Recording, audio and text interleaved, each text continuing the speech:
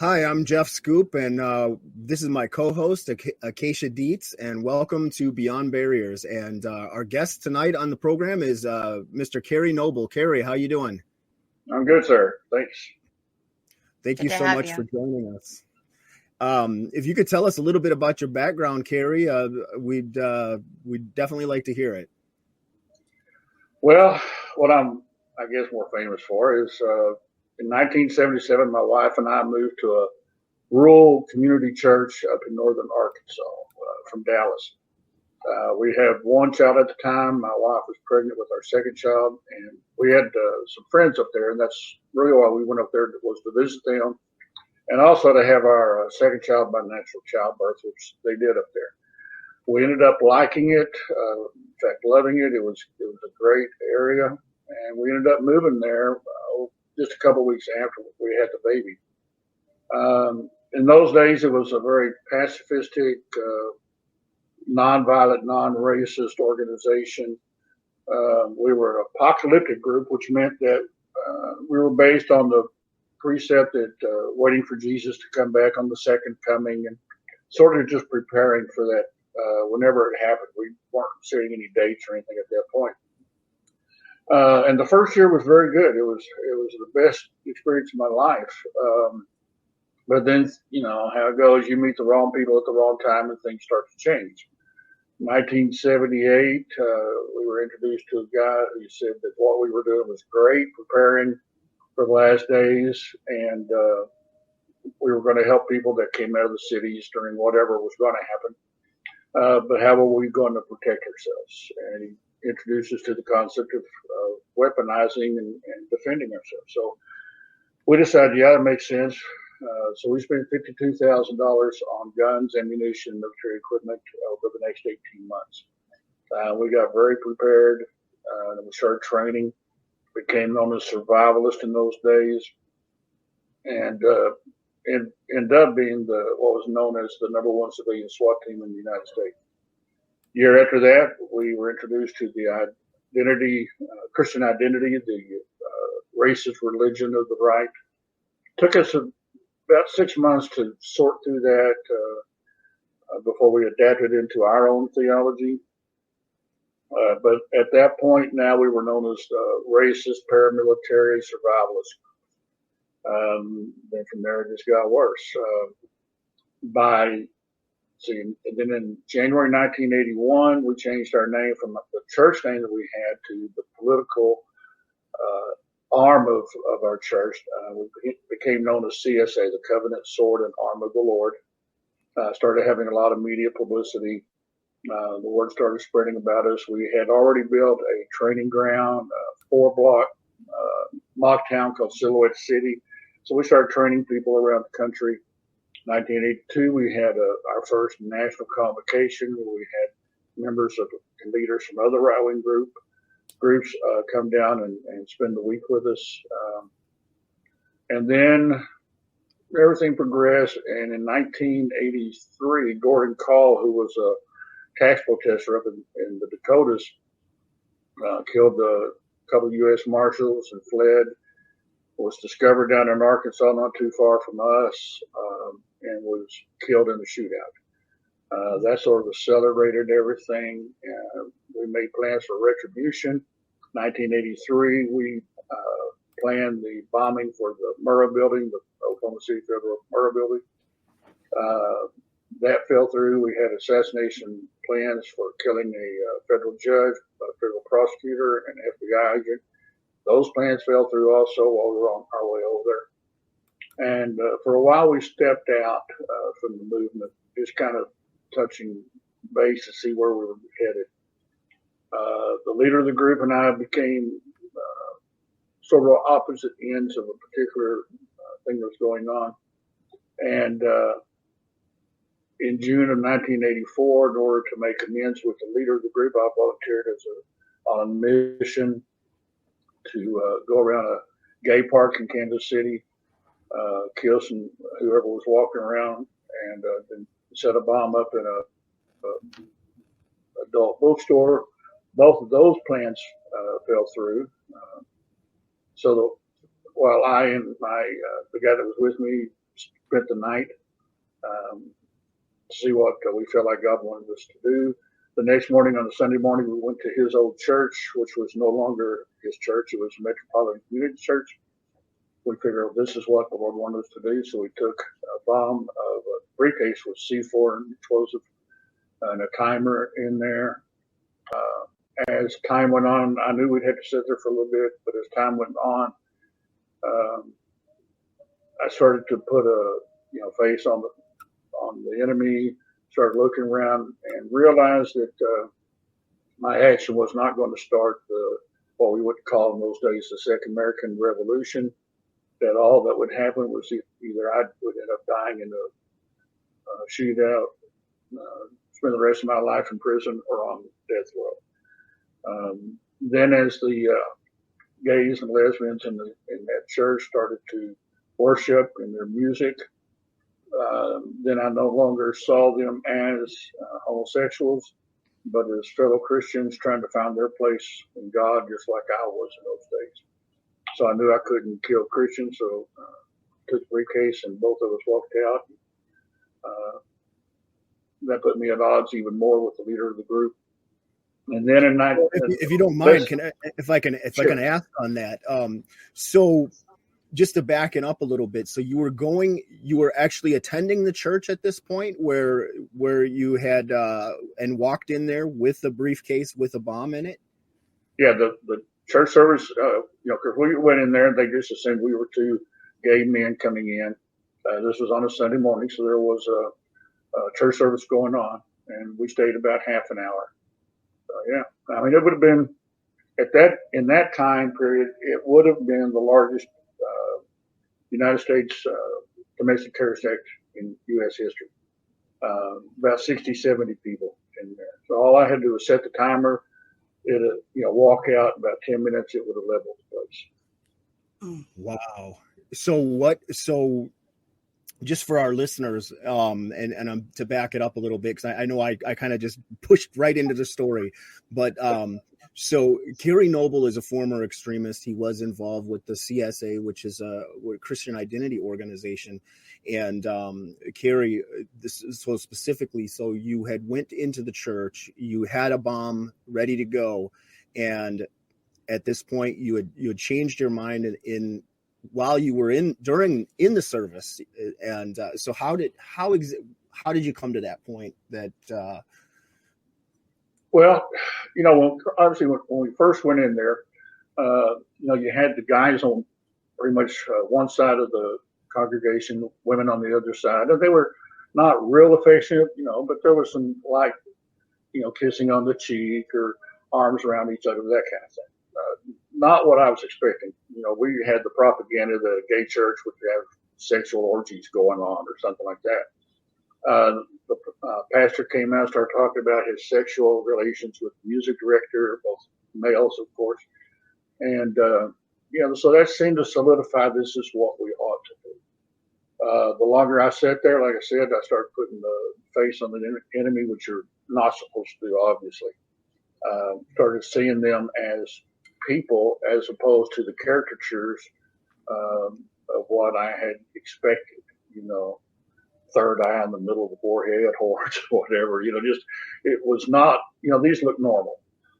And I started realizing that, these people have never done anything to me. I hadn't been around homosexuals before, didn't really just couldn't identify with them at all. But for the first time in my life, I started just realizing these people were just like me. And then when the music started, of course, music for us at CSA at our compound was very instrumental for us. We had church services 4 nights a week, basically. So once the music started and I saw people, lift their heads up towards the ceiling and praying or lifting their hands up and singing, which was a lot of what we did too, then it hit me that what they're doing is just trying to be accepted by everybody else, find out what God wants them to do.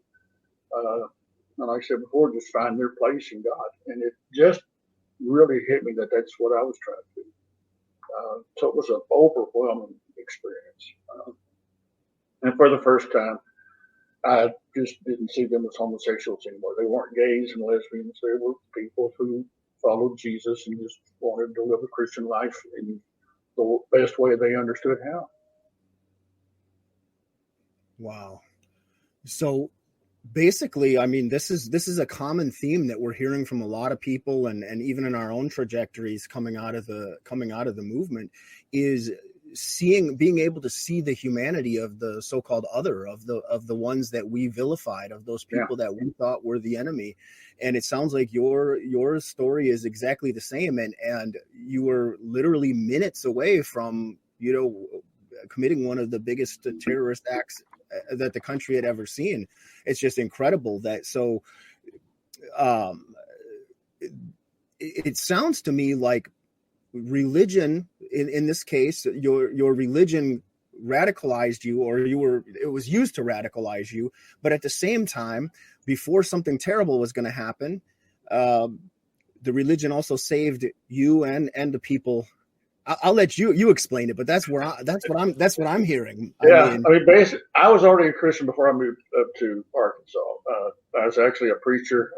Got ordained up there. I was the main Bible teacher. Did half the preaching at least.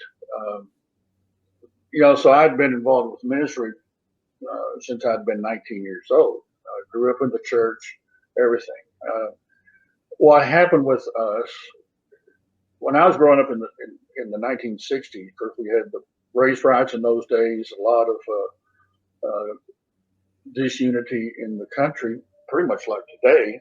And I could remember as a Southern Baptist kid asking my Sunday school teachers, what does the Bible say about race? And they would not talk about it. When I was introduced to Christian identity, now here was a group of people who not only were not afraid to talk about race, but wanted to talk about race, and bringing in scriptures that I recognized and understood, but kind of at a different angle, different point of view. And it took us a little while, like I said, about 6 months to kind of sort through it all. But eventually we reconciled with it. And by reconciled, I mean we accepted it to a certain degree. Jim, the leader of our group, and I were both raised in the churches. But as you said, if you don't know a group of people, it's easier to believe the stereotypes and the propaganda. When it came to being the anti-Jewish aspect of it, I'd never known any Jews, never been around Jewish people, or never gone to a synagogue, so I didn't understand that part. So that was easier to stereotype. Same thing with gays and lesbians. Blacks, I had more of a trouble with because I had black friends before I moved up to Arkansas that I used to work with. So characterizing them in terms of Christian identity was a little bit more difficult for me. So that I kind of put it back in my mind. With in those days, this was the late 70s, so it hadn't been very long ago since prayer was banished from school, since abortion started. So we saw a lot of things in society that we did not like, and that seemed to point even more to the last days that we were preparing for. Pretty much like you have now. There's a lot of religious preachers out there who strongly believe that we are in the last days and are willing to do whatever it takes to kind of usher in the kingdom and get Jesus back here as quick as possible, even to the point of being willing to go into some sort of a apocalypse. And that's what makes it that much more dangerous. So what would you say to young people or people that are getting involved in this? And I understand Christian identity. I'm familiar with Aryan nations and a lot of that. The CSA was before my time, but I certainly have a fairly good knowledge of Christian identity, and I understand how it's utilized and everything.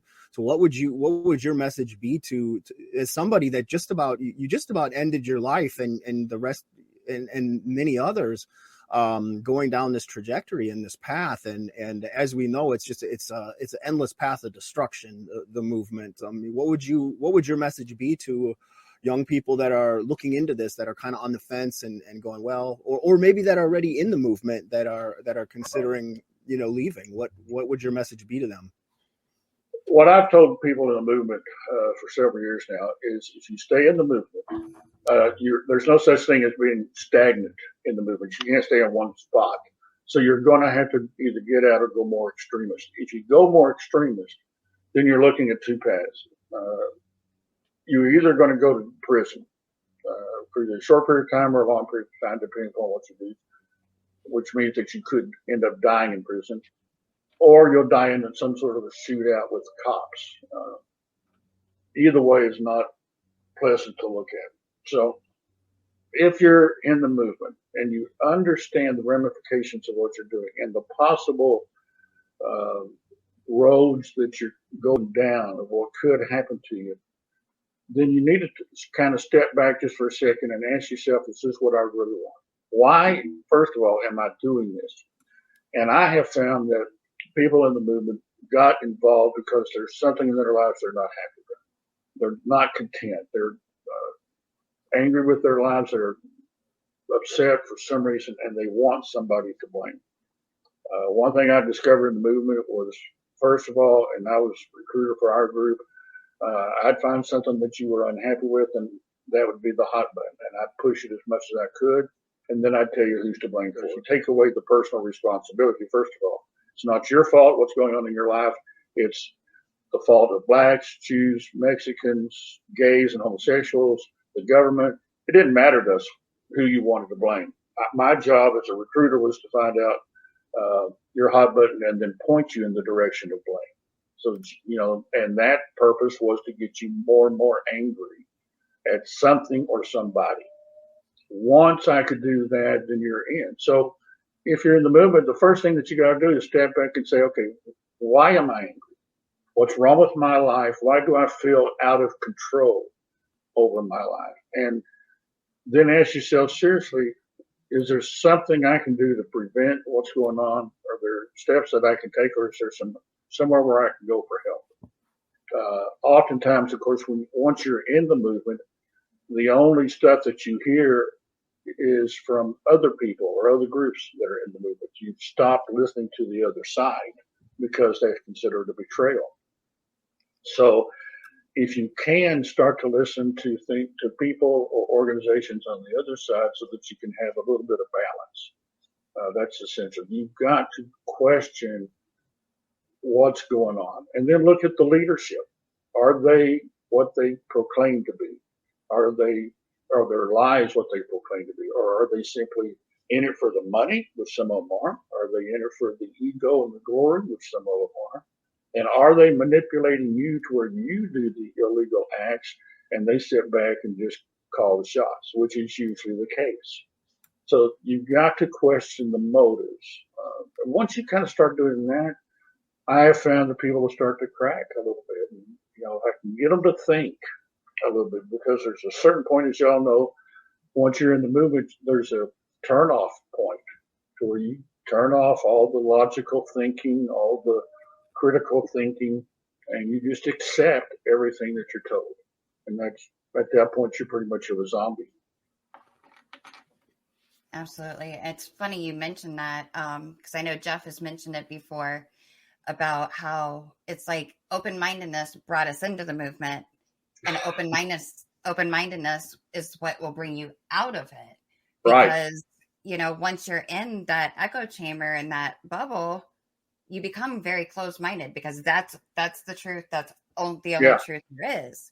And like you said, once you start allowing yourself to question that, you start realizing that, wait a minute, there is more than what's in this echo chamber.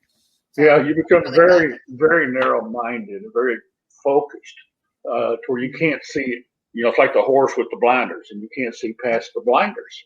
And at some point, you've got to move the blinders some. Now, it could be maybe you're questioning something, maybe you're seeing something, maybe you're wondering what's going to happen to you. Maybe you begin to get concerned about your own family if you're married and you got children. What's going to happen to them if I continue down this road? There's a number of scenarios that could end up just at least putting the seeds of doubt in your mind about where you're going and what you're doing. Right. And you kind of have to listen to those, even if you're afraid to, scared of any kind of consequences. You've got to consider that you're having these thoughts because something inside you is telling you that you're on the wrong path. Mm-hmm. Exactly. I mean, and that's the whole concept of Beyond Barriers, is that you've put these barriers up in your mind and you can't see beyond them. You're just stuck in that echo chamber or that bubble. You cannot see beyond it. And the open-mindedness that maybe brought you in the first place, which is the process we use of the reverse osmosis to bring people back out.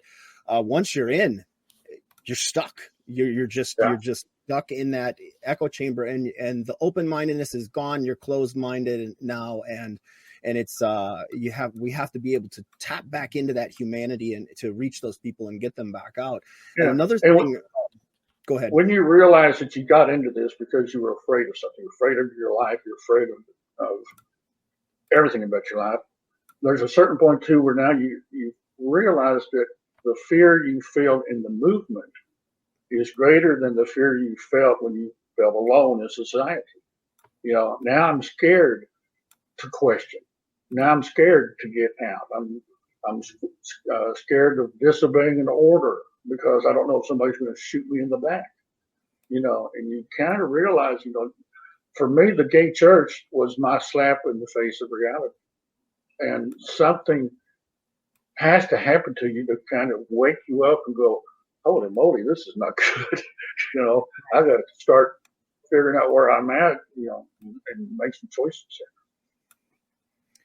And just one wrong choice. I mean, you came so close to life altering your life forever, and there's a lot, we all know, I mean, from our time in the movement, we know people that made the wrong choices and it destroyed their lives, whether it was 40 years or life in prison or whether it was death. I mean, we know people that we've lost over the years. It is just it's not a healthy thing for people to be involved in. Right.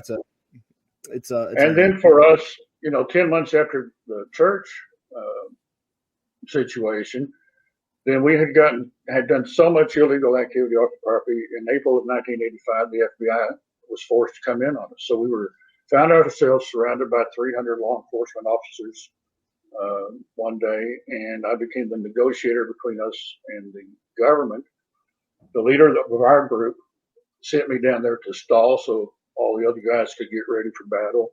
I went down there to try to negotiate for a peaceful surrender because I didn't want people killed. So now in less than a year, I'm facing a situation where not only could I be killed, but everybody I loved and held dear, my wife, my kids, my friends, everybody could get killed in a shootout. Because the FBI made it very plain to me when we started negotiations that they weren't going to fire the first shot. But if we fired a shot, they had a UE helicopter around the corner.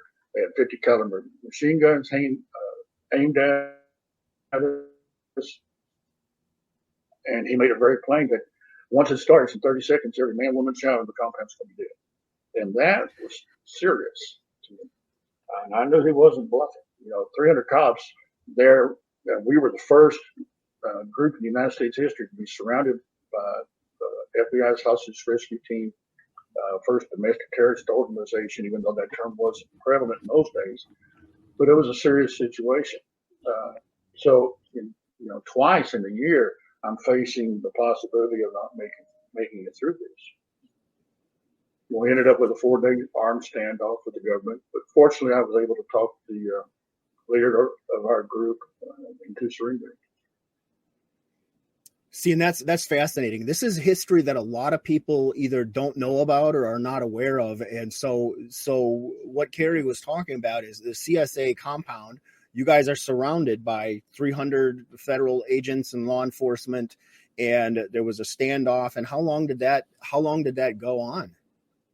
That went on for 4 days. It started on April 19th, 1985, when Jim finally surrendered on the 22nd. So we had the 19th, 20th, 21st, and the 22nd on the standoff. So, as the guys sit down to negotiate, I didn't even know if I was going to make it down to the bottom of the hill before some cop decided just to shoot me right on the spot. Not easy having cops aim their guns at you. I can tell you, it's, reality really wakes you up.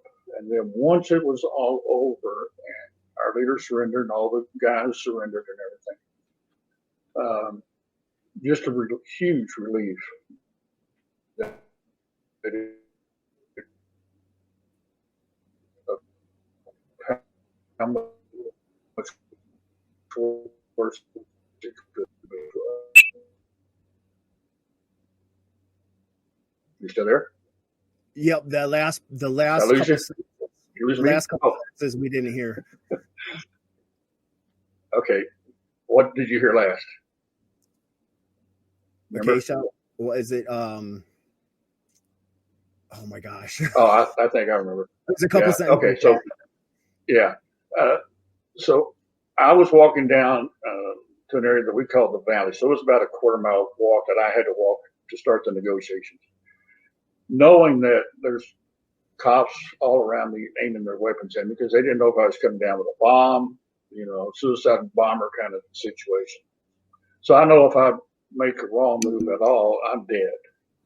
So that's it's an awakening moment, because you realize one false step, one false impression, and my life is done. So I had to be very careful. Got down to the negotiation spot where all the main negotiator was with the FBI and started talking. Then I felt a little bit better. But it's until you've been there, it's difficult to imagine. It's easy when when you're in the movement, it's easy to feel bravado and think, the only way they're going to take my guns is my cold hands, and all that kind of stuff. You see all these guys flaring up like peacocks, and you think, that's easy to say. It's easy to picture yourself in that situation. And I know we did it at CSA, but walking down there and knowing I'm unarmed, but they don't know that. They're hoping I'm unarmed. But if I make a wrong move, just my life's done. And you're not so quick to think that you're invincible anymore. You realize this is beyond seriousness. This is life and death. And am I willing to not only give up my life, but ruin the life of my wife and my children over this? Right. And for the listeners, what was it? What was the defining moment as far as like what were the feds doing there? Why was the place surrounded, or what was the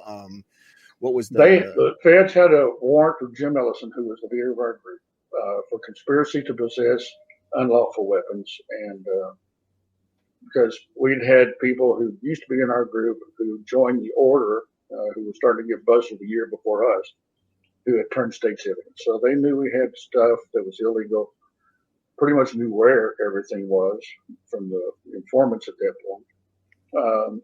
So they came to Jim, or came to me and said, I've got a arrest warrant for Jim, and he wouldn't surrender. So then we had the siege start off at that point. It was remarkable to me, to be honest, because, again, stereotypes. All you hear about the cops coming is they're just going to kill everybody and blame it on us. We shot first. They had no choice, that kind of situation.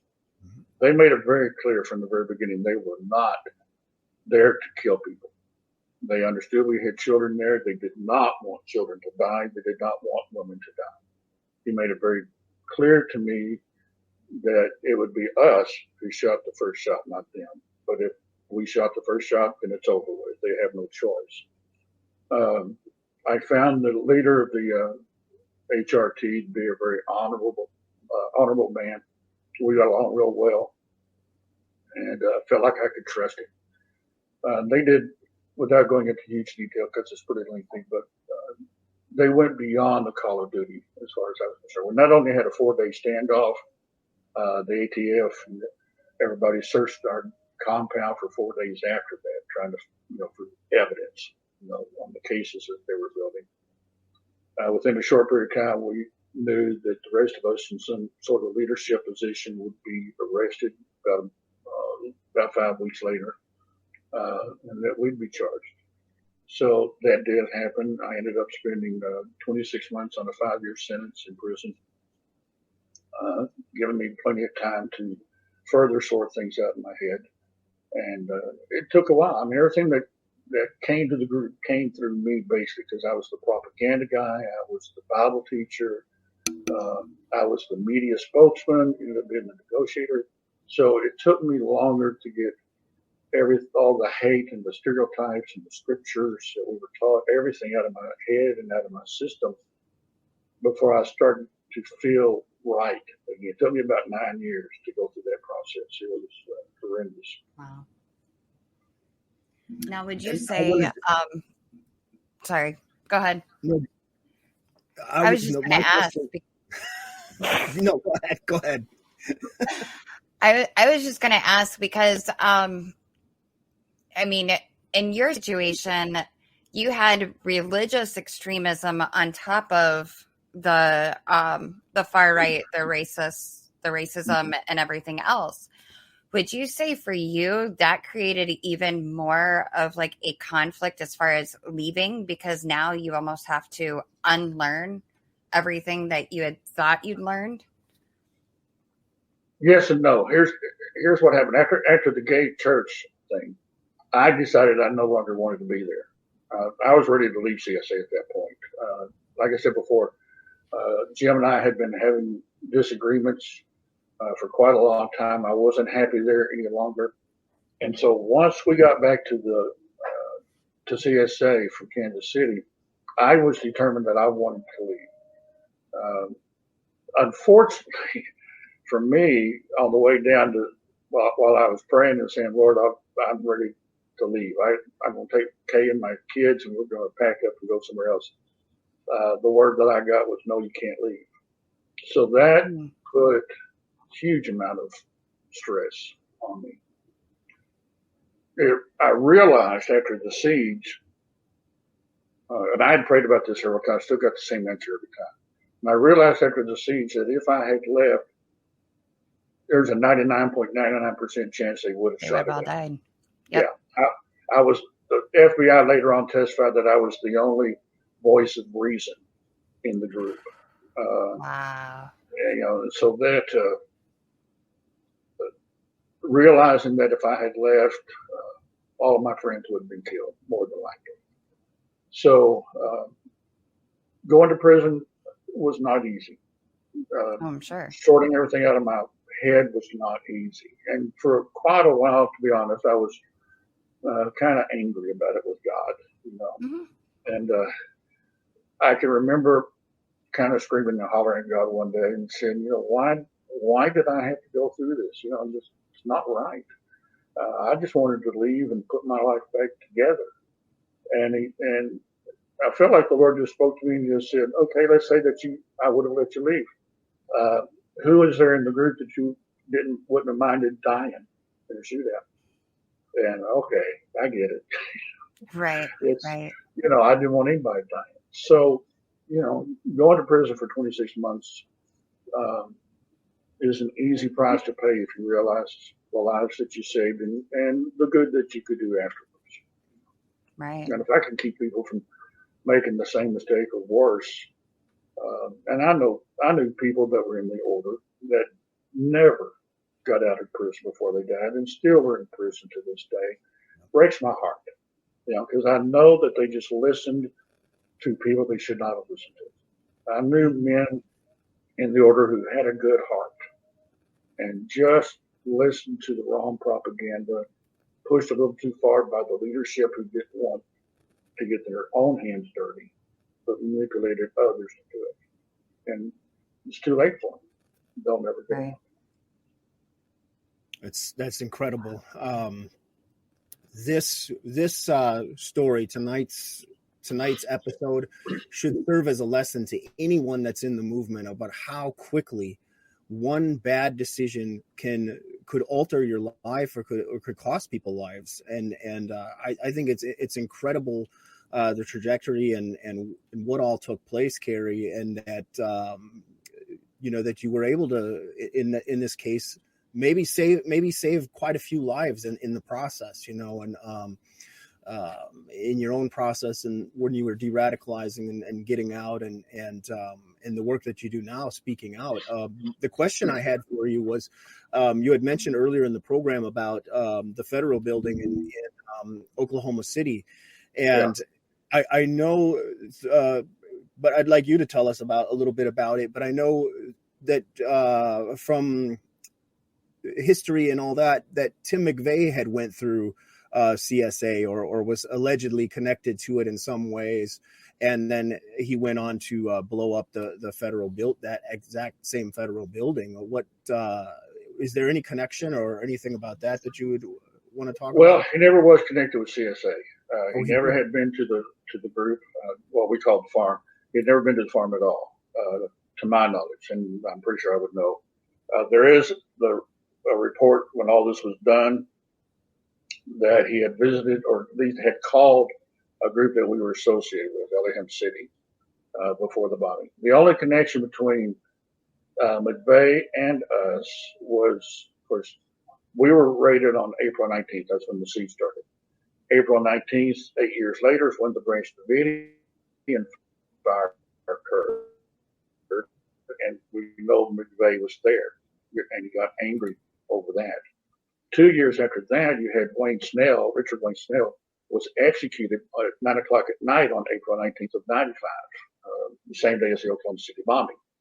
So Snell was a quasi-member of our group, never lived with us, but visited several times and sort of an honorary member kind of thing.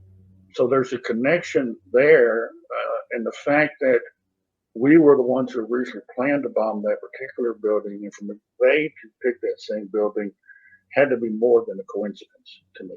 We know that he followed the Turner Diaries. And of course, in the Turner Diaries, it was the FBI headquarters in Washington, D.C. that got bombed. It was not the Murrah building, because that's just a small federal building in the middle of nowhere kind of thing. Why pick that particular one? It had to have significance. And as you all know, any kind of terrorism, whether it's domestic terrorism or foreign terrorism, symbols mean a lot. Mm-hmm. So picking that particular building had to symbolize something. FBI couldn't prove anything. McVeigh, of course, never talked.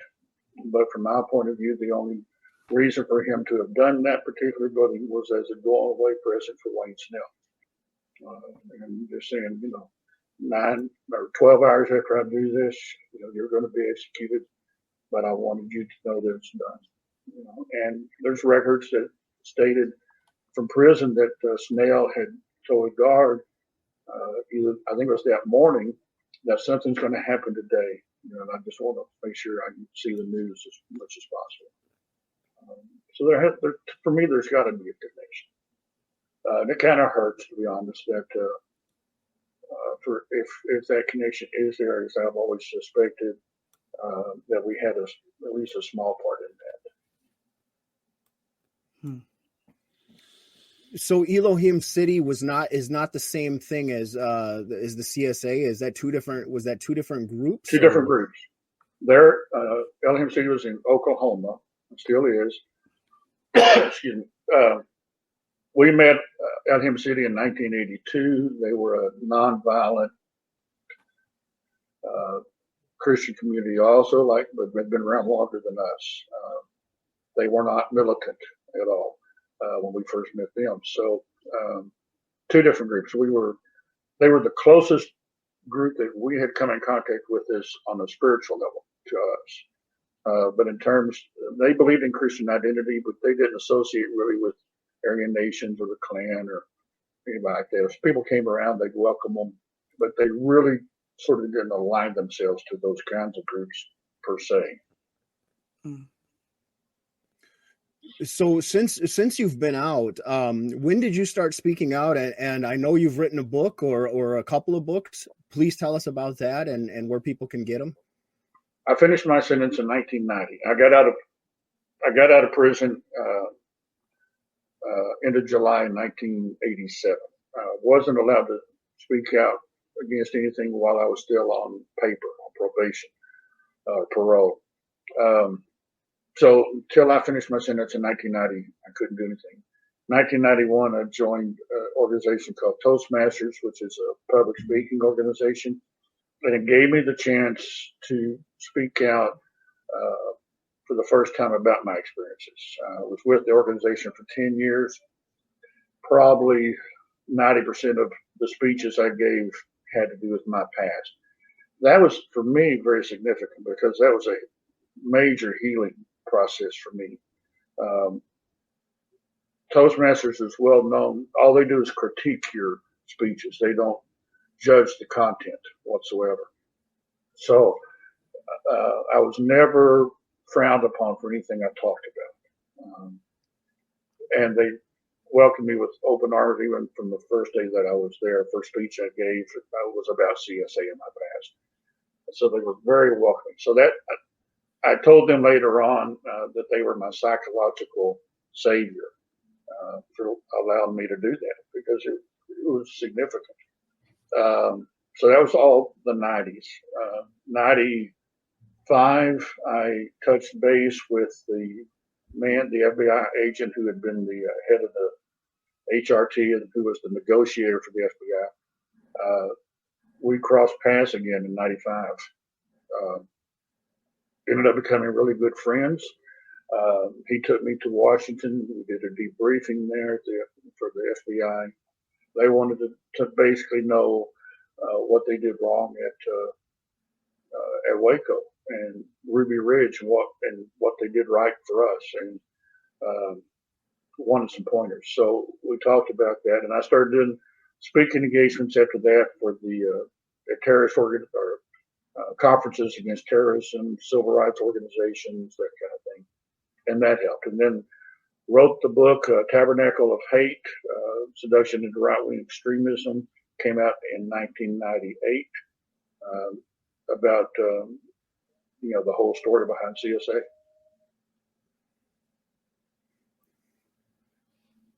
Now, where can people get that? Is the book still published? Is it still available where they can? It is still available. They can go to Amazon.com. They can just type in my name, or they can type in Tabernacle of Hate. Find it. It's got it. They'll see two covers: a black cover and a red cover. The red cover is the current one. It's the second edition. Syracuse University Press published it. I think they did an excellent job putting it together. It's got two, in addition to the material from the original book. It's got some updated material, of course, but it also includes two of the propaganda booklets that I produced while I was still at CSA, called Prepare War and Witchcraft and the Illuminati. So people who have come out of the movement, or even those who are still in, can have a better perspective of the kind of stuff that we wrote and then that I came against later on. I would like to mention one thing. You mentioned earlier about the number of people that might have gotten saved and everything because of what I did and all that, which is important. Equally, if not more important, is the fact that, without a doubt in my mind, going into that gay church, that gay congregation saved me, by their actions. If they were even close to the stereotype that I had been programmed to believe, that might have been a different situation. But unrealizing from their point of view what they did in their worshiping God, is what saved me. And then the FBI, when they came in, the way they handled themselves, the professionalism. After the 4-day standoff, like I said, they had a 4-day search of the property to find evidence. And I would always say it when I did the terrorist conferences, that the feds left the place better looking than it was when they got there. They fed the animals, they cleaned the property. That saved me, because it made me even more solidified in my new belief system that the government was not out to get me or to get my friends. It could have been way worse for us. The federal prosecutor, and I think the federal judge, which was two of the guys that we had targeted for assassination, I think, took mercy on us. The FBI agent that we had targeted became a friend of the group, helped a lot of the women after the men were arrested, helped some of the other men who weren't arrested to find jobs. I mean, they just went beyond the call of duty. So that helped to save me. And then Toastmasters, with what they did, helped to save me. So it's a two-way street. It's not, when you come out and movement, y'all know this, it's not just how you can affect people's lives, but it's how they affect your life too. Absolutely. That's a whole story itself, of course, but it's true. We're appreciative. If we've come out of that movement, we are appreciative of the people that helped us to come out of it. Oh, you are not kidding, sir. I mean, that is really well said, and I'm so thankful that you covered that, because that's something. What I'm hearing is it was empathy, it was compassion, and it's a two-way street, just like you said. I mean, it's given, it's received. It's, if everyone operated in this way in society, I don't think we'd have any wars. We wouldn't have racism. We wouldn't have hate. Everything would be just phenomenal. And a lot. After I finished my sentence, I was able to start speaking out. One of the first things I did was to call the Anti-Defamation League out of DC and apologize for my actions and the actions of our group. They got me in touch with the director over here at Dallas, invited me over there, and I didn't know what to expect, honestly. I was a little nervous about going over there, but the director there was so welcoming, answered any questions I had, gave me some books to read, because, I was still trying to sort stuff out. So even, the organizations, just like the gays or whoever, the government, but even organizations that I feared, what would they do? Again, welcome their arms, and I did a lot of speaking engagements for them. But it's just like you said, it is a two-way street, and you need that. When you come out of the movement, you can't do it by yourself. You've got to have help. That's why we started Beyond Barriers. I mean, that's the goal here, is to help people. I know when I first got out, I was still I was done with the racism, but I was still struggling with the anti-Semitism, and the Jewish community, the Simon Wiesenthal Center in specific, reached out to me, and they were Rick Eaton, my friend from the Wiesenthal Center. He was on a plane within a day or two, I think it was, and came right out and wow. It was incredible. I felt the same way, going and meeting with Jewish people, and the first trip to a synagogue and all that. There was a lot of those old ideas going, oh no, what are they gonna do to me when I go in there? It was life changing, and that's what I think is so important, and what a lot of people should need to take away from this, from Kerry's story too, is the way you were treated when you went there to the gay church, and how people, how you were received, that altered this path. The path could have been completely different. I mean, you think about these things, like somebody walks off a sidewalk and gets hit by a bus. Like, well, if they didn't step off the sidewalk, then they would have been fine and lived their whole life. I mean, this is one of those stories that just could have went so many different ways. And I mean, we're so proud of you that you're out, and you're such a wonderful example of change, and absolutely, it's incredible. And that's what we want to boost on this show, is we try to bring on stories of change and compassion and empathy, and we're trying to change lives and save lives. And your story, I think, is absolutely incredible, and people really need to learn from it. I think too, one of the main lessons I learned in the movement, you're taught who to hate, and of course it's everybody, to hate. So, and they're the enemy. It doesn't matter what group, what organization, it's, they're the enemy and they're enemy. You find out once you've left the movement, there are no enemies. The only enemy is up here in your mind. That's where you got into trouble to start with, because you weren't taking personal responsibility for the problems that you were having in your own life. That's your enemy.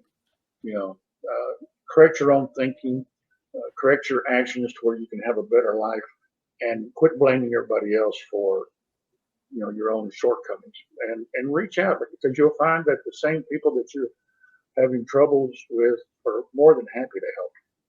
Yeah, if you'll ask for the help, they're more than happy to help you. So you can turn your life around very easily if you really just want to, and quit blaming everybody else, because they're not the enemy.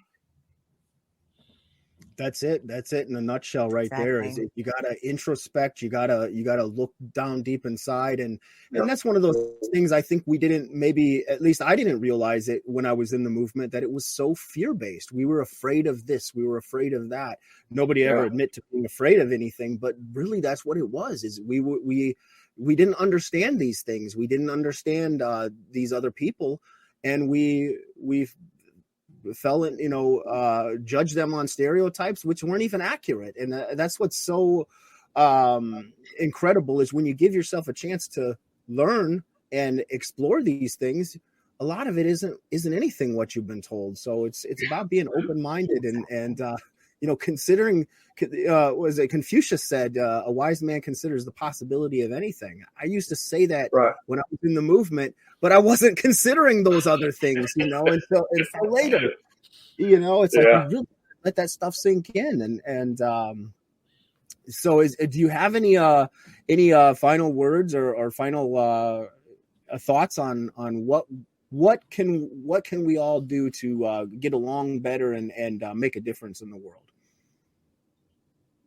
I was speaking with a reporter the other day, and I was telling him about everything in life is in cycles. Scripture says there's nothing new under the sun. What happened before happens now. What's happening now has happened before, kind of thing. And what's happening now is so much like a mirror of the 70s and 80s, except amplified.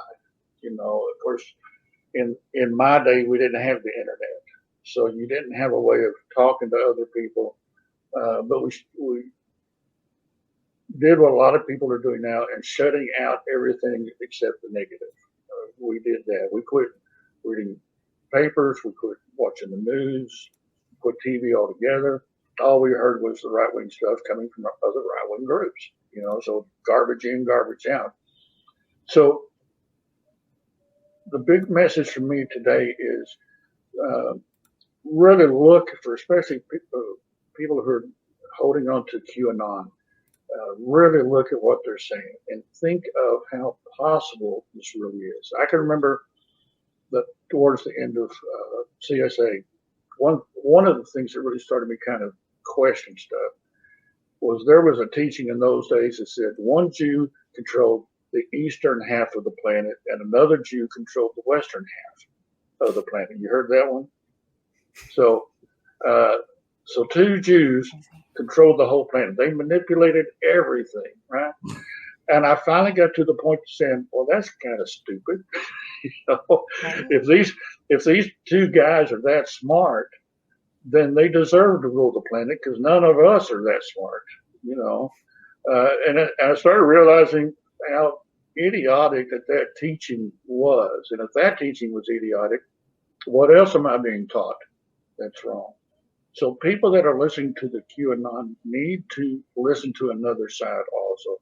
Need to ask yourself, how feasible is this? Is it really feasible that Donald Trump is going to all of a sudden become president on March 4th? I mean, come on. You've got to think about these kinds of things, because if you continue again to believe them, what road are you going to go down? How much do they really make sense? And just questioning little things can change your life very quickly for the better if you'll start questioning. Exactly. For sure. I remember being in the 90s, I was out at Aryan Nations for, I think it was a month or so. And I remember attending a militia meeting up in Sandpoint, Idaho, a little bit north of Hayden, where the compound was.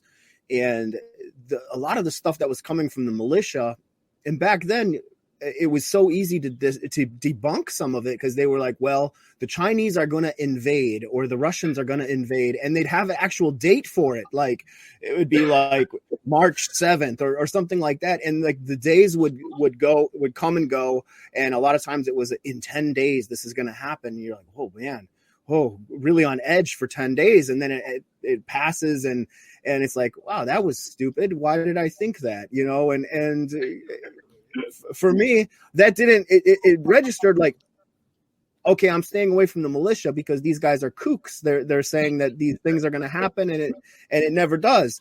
But I still stayed in the movement, because there wasn't, the conspiracy theories weren't quite that wild where they were actually giving dates and stuff like that, where the militia theories at that time anyways were so easily debunked. And but like what you said, I mean, people need to question these things, and even the things that are seemingly not as full of holes, or the theories that are not as full of holes, you still got to question it. You still got to consider the other possibilities. And you've got to look. I just posted a thing today that talked on Twitter about, you've got to look at the situation of, just like if you're in the movement, you got this path that you're going to look at. Am I willing to die or go to prison? Nationally, or do you want to continue down this path and really divide the country? Do you really want war? I saw one article today that a conservative was saying that we want the Armageddon. No, you don't. You have no idea what Armageddon is. You have no idea what war in this country can do to people. You're complaining about a snowstorm right now, maybe not having electricity. Guess what? That's nothing compared to what you're saying that you want in this country. So people need to wake up and say, is that what I really want? Do I want war in the United States of America? And to the possibility of even nuclear war. And you got to be an idiot to want that. Wake up. And the only reason the evangelicals are pushing that agenda is because they think they're going to get raptured out of it beforehand. Wake up. There is no such thing as the rapture. Wake up. You're being lied to by your preachers also, as well as these manipulators that are trying to stir up trouble. You don't need that. We don't need Armageddon in the United States. Do we want to be like Israel or a Palestinian nation that just has war all the time? Right. Watching your children die, famine and diseases go rampant. Is that really what you want? Or you want it because you think you're going to escape ahead of time, which is a cowardly thing to say that you want, because you're not going to be there. Right. So wake up to your preachers also and hold them accountable, as well as the politicians that lie to you, as well as the leaders in the movement that are lying to you. Exactly. Could not have said it better. So true. So true. I just want to thank you very much for coming on, and I'm sure we'll have you on again, because there's so much that we could discuss, and you have so much wisdom to let people know. It's just, I'm very, very thankful that, one, you're not a part of that life anymore. And two, like you said, your purpose was fulfilled by staying, because you were able to save lives by staying. And I'm sure that wasn't easy. And I'm sure going to prison sure as heck was not pleasant at all. But I'm thank you that you're here now to be able to tell that very much. Well, thank you. I appreciate that. Thank you.